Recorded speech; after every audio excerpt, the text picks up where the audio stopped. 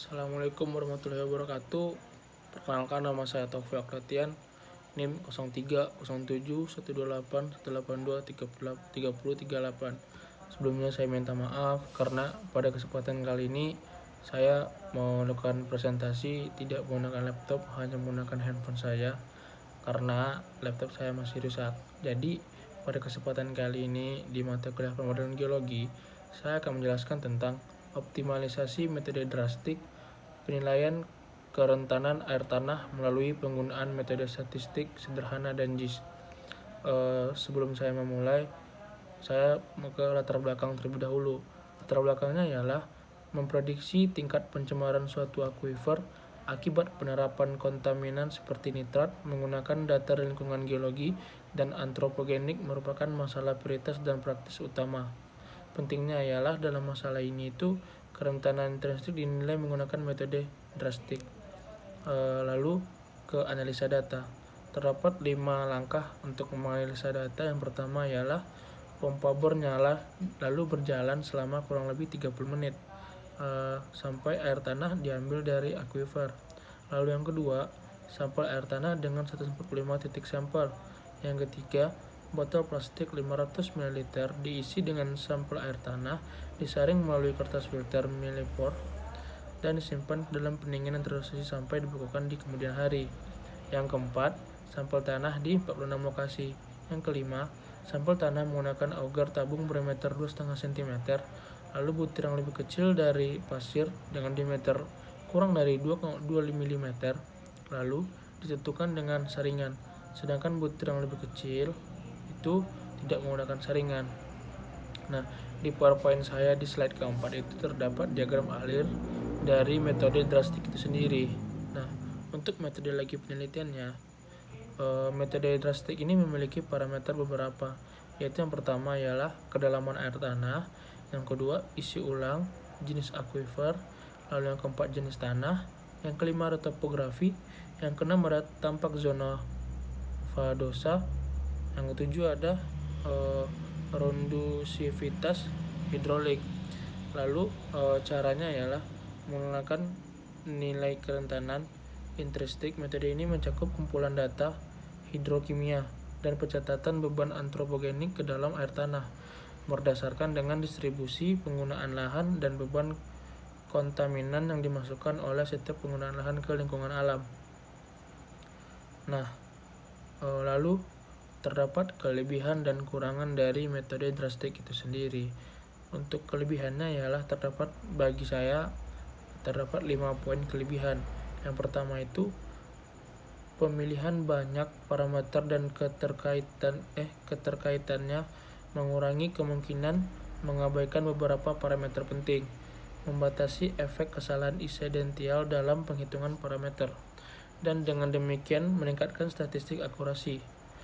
Rosen 1994. Yang kedua, metode ini memberikan hasil yang relatif akurat untuk banyak wilayah dengan struktur geologi yang kompleks. Meskipun tidak ada pengukuran parameter khusus yang diperlukan oleh metode yang paling khusus. Ini menurut Kalinski 1994 dan McLeod dan kawan-kawan 2001. Kelebihan yang ketiga, metode ini memiliki biaya penerapan yang rendah dan dapat diterapkan di wilayah yang luas karena sifatnya yang relatif sedikit dan mudah dikumpulkan data yang dibutuhkan itu juga mudah dapat gitu. Nah, ini menurut Aller 1987. Nah, yang keempat, diperuntukkan pada daerah yang luas. Semakin luas areanya, maka analisanya semakin detail tentang pemetaan tersebut. Nah, yang kelima, dapat digunakan dalam kegiatan pertambangan. Nah, di balik kelebihan dari metode drastik ini, tentu ada kekurangannya. Yang pertama ialah terdapat banyak variabel yang difaktorkan. Lalu yang kedua, pemilihan dari parameter berdasarkan pada kualitas dari tipe penilaian dan bukan studi kuantitatif. Lalu yang ketiga, banyak faktor penting yang perlu didefinisikan secara ilmiah. Misalkan sorpakasitas, waktu tempuhnya, itu benar-benar sangat diperhitungkan gitu. Nah, jadi dua hal itu sangat berpengaruh di model drastik ini. Nah, yang terakhir, pengujian akurasi model sangat sulit dilakukan karena metode ini masyarakat itu mensyaratkan itu polutan dengan sifat yang diasumsikan oleh model dimasukkan ke permukaan air tanah, dialirkan ke dalam air tanah melalui presipitasi dan mobilitas air. Nah, jadi untuk metode ini sendiri tuh agak sedikit ribet gitu, banyak step-step yang harus dilakukan. Nah, selanjutnya itu diendapkan di seluruh area pengujian dengan konsentrasi yang seragam dan untuk jangka waktu yang cukup lama, beberapa tahun, untuk memberikan pengaturan hidrogeologis merespon. Nah, jadi selain caranya yang agak banyak dan rumit, metode ini tuh juga memakan waktu yang lama gitu.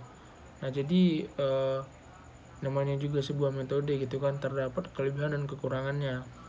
Nah, di PowerPoint saya di slide ke-8 itu terdapat contoh plot gitu, kotak-kotak yang menggambarkan metode ini. Nah, jadi buat teman-teman semua, saya mohon maaf karena hanya bisa menampilkan wajah saya, tidak bisa menampilkan PowerPoint saya di sini. Tapi nanti ketika video saya sudah diupload, nah mungkin nanti di kolom komentar akan saya tambahkan link Google Drive dari PowerPoint saya ini gitu. Nah, untuk kelebihan dan kekurangan terhadap penyampaian saya mohon maaf, kepada Allah saya memohon ampun. Wabillahi taufiq wal hidayah. Assalamualaikum warahmatullahi wabarakatuh. Salam geologi kuning satu kosa, semangat jiwa korsa, gas.